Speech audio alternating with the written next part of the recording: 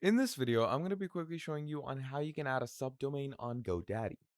So to do this for yourself, what you're going to be doing is you're going to come over to GoDaddy's product section. And once you're over here, you're simply going to be going ahead to your domain manager. Now, once you go to the domain manager, whatever domain you have, for that, you go over to the DNS manager.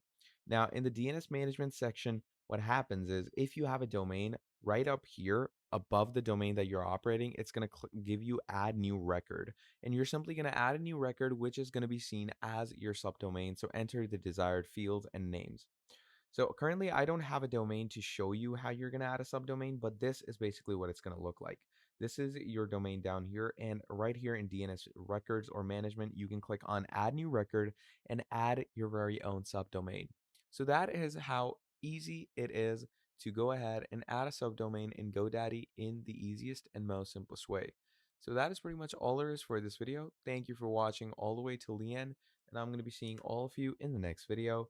Have a great day. Goodbye.